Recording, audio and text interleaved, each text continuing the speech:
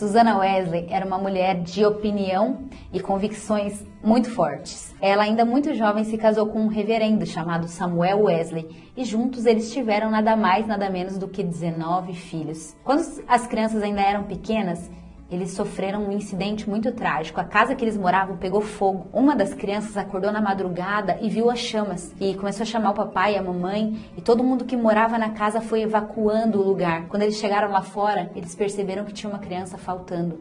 Alguém tinha ficado dentro da casa pegando fogo. Era o 15º filho do casal, John Wesley. O pai, desesperado, tentou subir a escada por 2 vezes, mas a impressão é que o teto ia cair na cabeça deles. Então um amigo chegou, subiu no ombro de Samuel e eles conseguiram tirar a criança. Quando eles chegaram lá fora com John de apenas 5 aninhos no colo, Susannah proclamava as palavras do livro de Zacarias. Não é esse um tição tirado do fogo. Naquele momento, Susannah entendeu que Deus tinha um propósito especial com aquela criança e redobrou seus cuidados para criar bem aquele filho. A impressão que eu tenho é que o dia de Susannah tinha 40 horas, de tanta coisa que ela fazia. A história conta que ela separava 1 hora por dia para ter o seu momento com Deus, o seu devocional, o seu momento de comunhão com o Criador.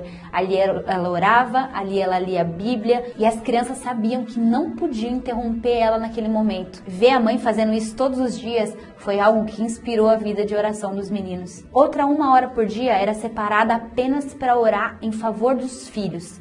Ela colocava cada criança debaixo do seu avental e ali, com muito fervor, ela pedia a Deus que usasse aqueles meninos e que cuidasse do futuro deles. Ainda uma outra 1 hora semanal era utilizada para estar sozinha, em particular com cada um dos filhos, a fim de ter conversas espirituais e esclarecer dúvidas. Quando os filhos da Susannah chegavam no 5º ano, no dia seguinte, ela começava a alfabetizar eles, e ela começava a alfabetizar pela Bíblia. Ela abria a Bíblia no 1º versículo e ali a criança ia aprender a ler e escrever. Ela fazia homeschool com eles, então durante 6 horas do seu dia, ela estudava teologia, matemática, literatura, ciências, tudo que os meninos precisavam para a vida acadêmica. Sobre a casa de Susannah Wesley, a história conta que a casa dela funcionava como um relógio, com muita ordem, muita disciplina. Criança nenhuma nunca ganhou nada no choro na casa dos Wesley. Aliás, sobre isso, olha só o que ela dizia: eu insisto que a vontade da criança deve ser dominada cedo. A obstinação é a raiz de todos os pecados e misérias, e todo aquele que incentiva a obstinação numa criança garante o seu naufrágio no futuro. Mas todo aquele que educa e disciplina garante a sua futura alegria e piedade. Quando nós consideramos que a religião está realizando a vontade de Deus e não a do ser humano, o único grande impedimento para a nossa felicidade temporal e eterna é a nossa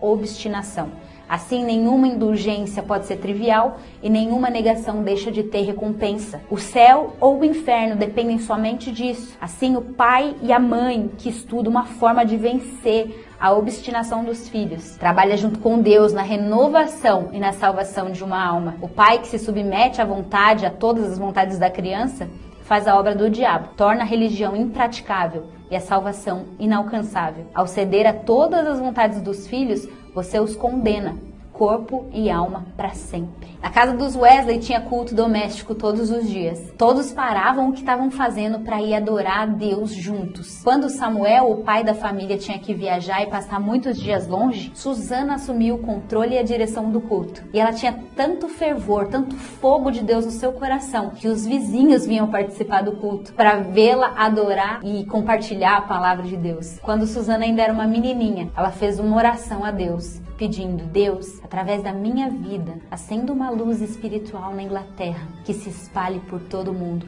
Sabe de uma coisa? Deus viu e respondeu a oração daquela menina. Talvez não do modo como ela imaginava. Susannah não foi uma grande ministra, uma grande pregadora, mas ela foi chamada para servir como mãe. Por ter feito isso com muito zelo e com muito esmero, seu filho John Wesley se tornou um dos maiores ministros conhecidos na história. Ele foi o pai do metodismo. Através dele, a Inglaterra foi avivada, a Europa despertada e os Estados Unidos foi alcançado pelo Evangelho. Seu outro filho, Charles Wesley, se tornou um grande ministro de adoração. A história conta que ele escreveu mais de 9.000 hinos para o Senhor, o que me leva a pensar que as pessoas verdadeiramente grandes são aquelas que são capazes de realizar pequenas tarefas com muito zelo e com muita obediência. Susanna Wesley foi uma mãe que mudou o mundo.